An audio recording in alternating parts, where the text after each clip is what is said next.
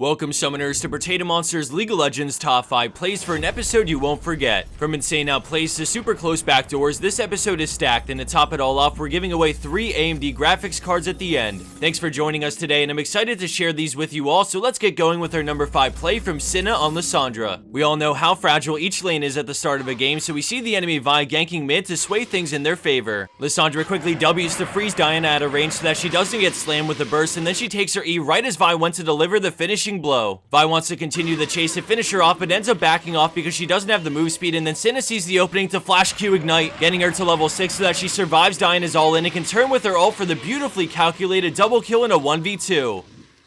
Let's move locations for our next play as we visit the bot lane with Paku on Jinx, showing off some sweet synergy with Thresh. Right off the bat, we see Rengo coming in from River to gank, but Paku sees the collapse and flashes the bola and flash stun from Annie as Thresh pulls her away with the hook. They turn for the kill on Thresh, but the lantern goes out and Paku takes it right as Rengar jumps, getting Jinx into range for the kill onto Annie. She goes on Graves as Thresh flays the Rengar midair, and Paku continues to fire away at Graves, finishing him as well as they turn to Rengar, who's trying so hard to at least kill Thresh. He flashes away, so Rengar goes in the brush to jump, but ends up flashing, which doesn't quite get him where he needs to be, as Lee Sin shows up and helps slay the beast for the 3 for nothing. Although Jinx submitted this play, I'm gonna throw in some mad props to Thresh as well for the great teamwork displayed in this clip.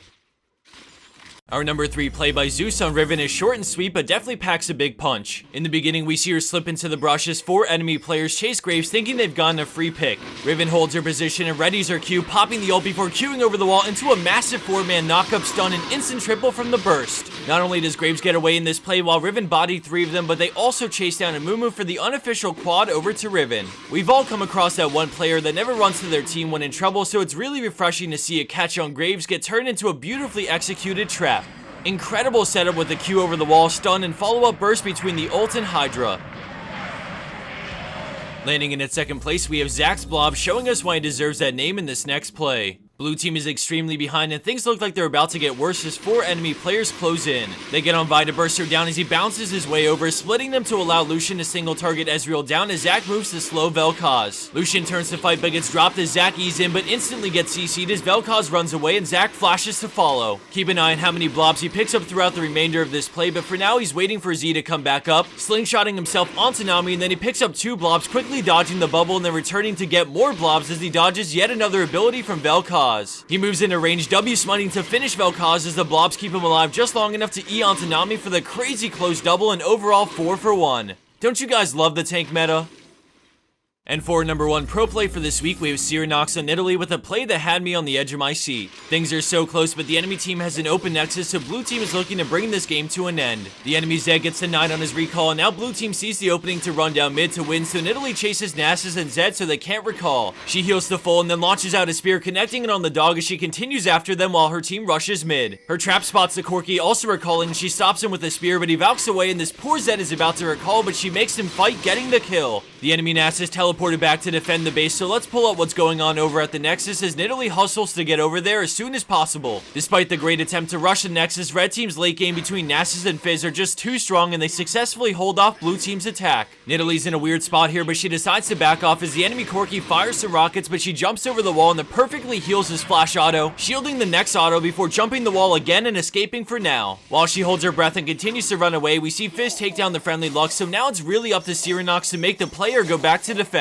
Corki spots her when she jumps over the wall and he instantly W's forward, getting right on her tail. Although this must be so intense, she stays composed and gets over the wall, running for her life as a beautiful W jumps her barely out of range while she beelines it to the Nexus. Everyone is closing in, but she starts the X-Peke, going back to cap form to WQ as Corki gets into range as she delivers the finishing blow to take the victory in dramatic fashion.